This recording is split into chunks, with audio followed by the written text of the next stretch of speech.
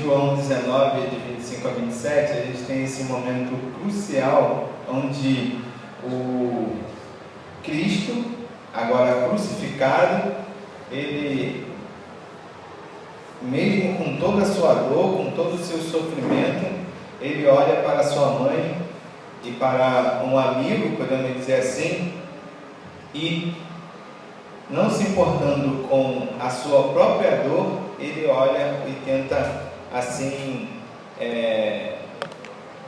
sentir, ou aliviar a dor de sua mãe.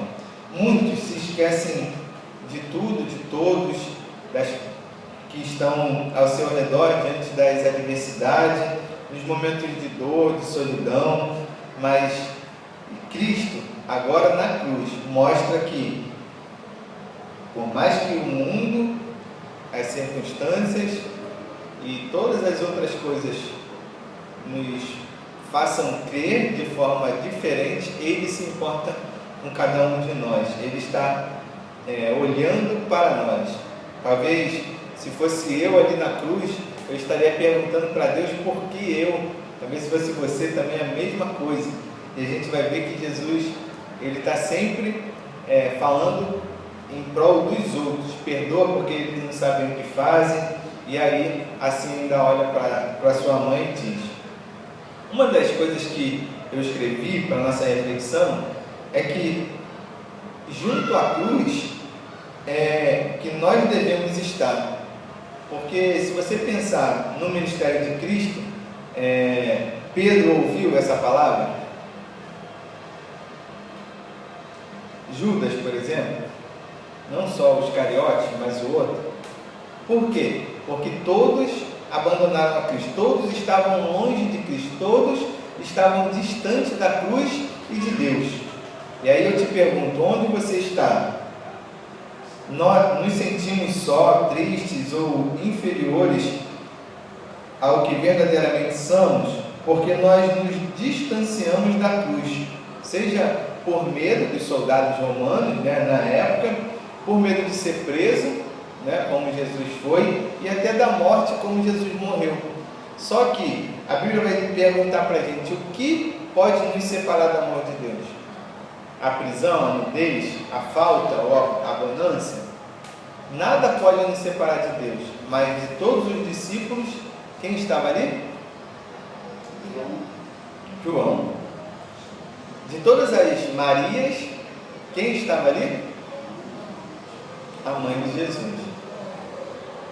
Pode ser que tivessem outras pessoas, mas como hoje é Dia das Mães, a gente aprende também uma outra coisa, é que as mães devem ouvir a Deus. E aí, eu queria refalar, redizer o que Jesus diz: eis aí o teu filho. Eu sempre tive dificuldades depois de evangélico por conta da minha família, que não era ainda convertida. E em muitos momentos eu senti falta de uma mãe cristã, de uma mãe que se importasse não apenas com a minha aparência, a minha saúde, mas que se importasse com a minha espiritualidade, com a minha alma. Mas Jesus me concedeu essas mães como, não vou citar nomes, porque eu vou deixar algumas faltando, depois ela vê o vídeo aí e vai me cobrar. Mas várias mães que não só me chamavam para estar com elas, mas se importavam comigo e demonstravam assim o seu amor e carinho. Mães que ouviram Jesus falar com ela: eis aí o teu filho. Por mais que na época eu fosse um missionário, um seminarista ou um pastor, mas mães que ouviram isso. Por quê? Porque junto à cruz ouvimos a voz de Deus, ouvimos quem somos e o plano maravilhoso que Deus tem para nós. É interessante que no mundo de hoje pessoas estão distantes da cruz, distantes de Cristo, e ainda assim procuram em igrejas, em religiões, ouvir a voz de Deus, e ainda acabam ouvindo de quebra a voz de falsos profetas, que levam todo tipo de alegoria ou de artifícios para manter as pessoas aprisionadas à sua religião, à sua religiosidade. Pessoas que inventam coisas que não estão na Bíblia e ainda assim pessoas que buscam ouvir a voz de Deus acham que aquilo ali é de Deus. Por quê? Porque distante de Deus não se ouve a voz dele. Distante da cruz não se ouve a voz de Cristo. E por último, filhos devem ouvir a voz do Filho. E aí eu repito, Jesus dizendo: eis aí a tua mãe. Filhos de Deus recebem missões. Cuidar da mãe de Deus, da mulher mais virtuosa da humanidade, da mulher que ouviu, vamos dizer assim, pariu, cuidou do Filho de Deus, talvez fosse a missão mais honrosa que esse discípulo recebeu naquele tempo. Nós hoje não temos mais o privilégio de cuidar da mãe de Deus, mas existem muitas mães que na verdade fazem o papel de Deus para que nós cuidemos. Durante o meu trabalho lá no Lar Batista do Ancião, um lar de idosos da Igreja Batista, eu percebi o quanto existem mães sem filho. E no decorrer da minha caminhada de vida, também o quanto existem filhos sem mães. Todos, ou porque o filho está distante da cruz, distante de Jesus, ou porque as mães estão distantes de Jesus. Nesse Dia das Mães, quantas pessoas choraram porque não tem a sua mãe? Quantos filhos choraram porque não tem as suas mães? E quantas mães choraram porque não estavam perto dos seus filhos? Ou porque está no hospital, ou porque está no cemitério, ou porque está numa vida distante de Cristo.